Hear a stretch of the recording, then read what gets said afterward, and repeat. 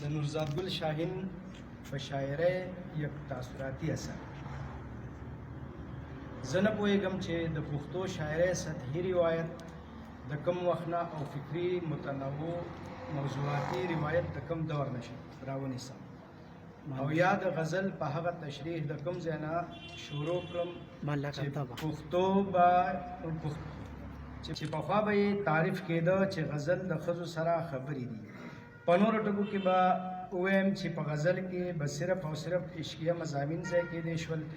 دا خو یا زما د پښتو شاعرۍ د تاریخ په هکله د مطالعې کمی دی او یا بیا پښتو شاعرۍ کې د فکري رجحاناتو د تسلسل هغه ځای په ځای ماتې کړی دي چې وخت په وخت کې د پښتو شاعرۍ تاریخ کله په مخ کې بوتلی دی او کله یې بیا په وروستو دیکه کړی دی.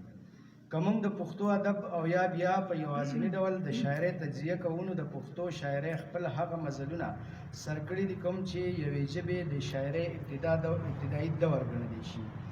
او دا زه په کلکه دعوه کولی شم چې زموږ د اولسي ادب عظیمه سرمایه کوم افاقي او متنوع موضوعاتي حیثیت لري نو هغه ټپه ده.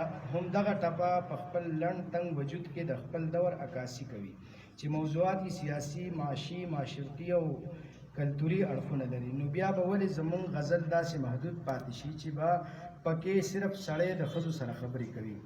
د پښتو د غزل رنګ او مزاج ډیر بدل دی. د اکبر زمینداور نه راواخله تر حمزه بابا پورې چې غزل څومره موضوعاتي رنګارنګي لري دغه زموږ د شعري روایت لویه سرمایه ده.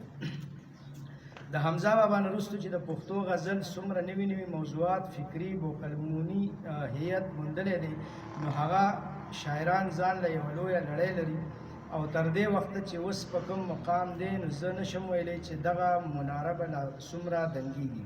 د پښتو ادب په شعري روایت کې که د هر دور د تقاضو سره سم بدلون، جدت او فکري تنوع مونږ وینو خو د بدقسمتۍ نه زموږ زیاتره شاعران د خپل کلاسیک نه ناخبره دي نو په بل خوا د جدید فکري رجحاناتو ادراک هم نه لري. خبره رانه لرې لاړه خو د شاهین صاحب د شاعرۍ دې مجموعې ته به لږ قدم راتیز کړم او څه لږه په پښتو به خپله خبره د دوی د شاعرۍ په هکله وکړم چې زموږ سره د پښتو شاعرۍ یا د پښتنو د شاعرۍ دپاره کوم روایتي تصور په ذهنونو کې نقش دی نو هم د هغې شعري تسلسل تصور د شاهین په شاعرۍ کې که ډېر نه دی ولې په څه ناڅه رنګ کې شته. زه د دوی نه هیله لرم چې دوی به په راتلونکي وخت کې هم د دغې شعري روایت او تصور نه خپل ګام ډېر زر راواړوي او د پښتو شاعرۍ موضوعاتي تنوع به په نظر کې وساتي او د جدید دور د غوښتنو سره به خپل غږ یو کړي. مننه. ډېره شکریه.